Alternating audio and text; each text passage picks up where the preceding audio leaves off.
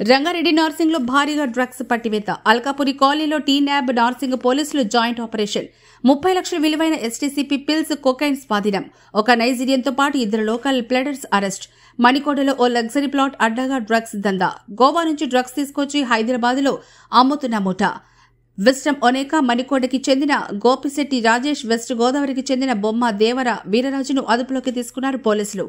నకిలీ పాస్పోర్ట్తో హైదరాబాద్కు వచ్చిన కేటుగాడు అప్పటి నుంచి హైదరాబాద్లో ఉంటున్న నైజీరియన్. గోవా నుంచి డ్రగ్స్ స్మగ్లింగ్. విచారణలో వెలుగులోకి సంచలన విషయాలు. మొయినాబాద్ పరిధి ఆజీజ్ నగర్లోని ఫామ్ హౌస్లో మే 29న నిర్వహించిన రేవ్ పార్టీకి డ్రగ్స్ సరఫరా చేసిన ముఠా. మే 31న మంగళగిరిలో ఫణిరాజు అనే వ్యక్తికి 15 గ్రాముల కొకైన్ సరఫరా. ఈ ముఠా నుంచి డ్రగ్స్ కొన్నవారిని గుర్తించిన పోలీసులు. Drugs consumers Phaniraju, Pavitra Reddy, Satish, Sadashiva, Sudheera, Bhanu.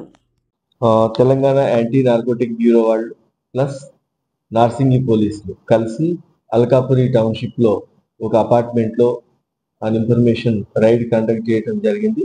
దీంట్లో 107 గ్రామ్స్ కొకైన్, తర్వాత 25 గ్రామ్స్ మన ఎక్స్టటిక్ టాబ్లెట్స్ ఇవి సీజ్ చేయడం జరిగింది. దీని వాల్యూ అందాజా 30 lakhs ఉంటుంది.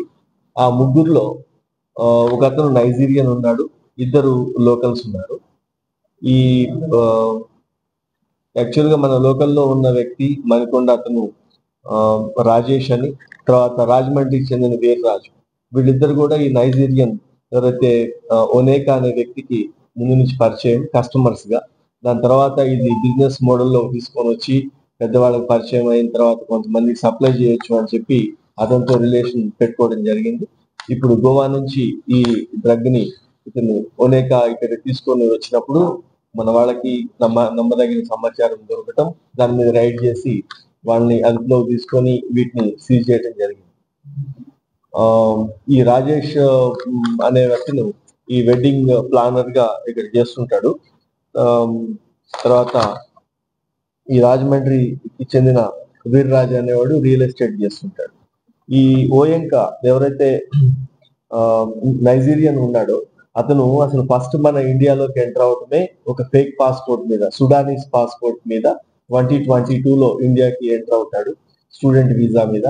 దాని మీద అతన్ని అప్పట్లో దాన్ని కూడా సీజ్ చేయడం జరిగింది.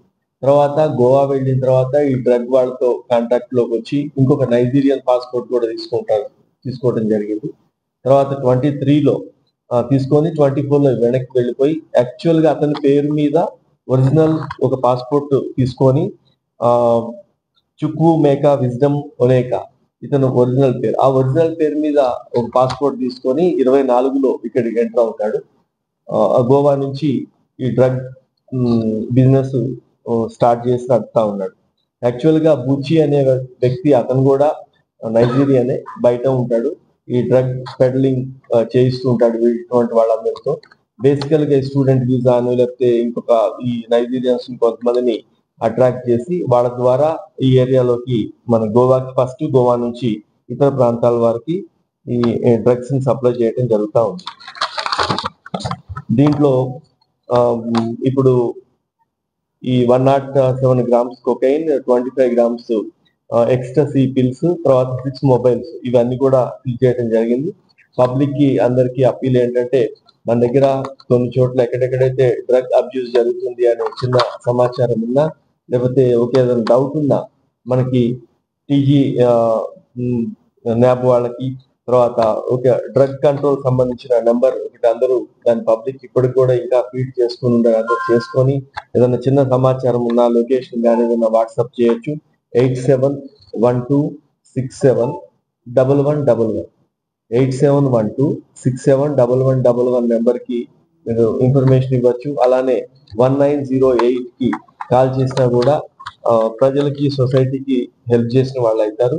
దయచేసి అందరూ కూడా పబ్లిక్ అవేర్నెస్ తో ఉంటూ ఈ ఇన్ఫర్మేషన్ ని షేర్ చేస్తే మనం డ్రగ్ ఫ్రీ తెలంగాణకి సాధించడంలో తోడ్పాటు అందించాలని కోరుతున్నాం. Thank you.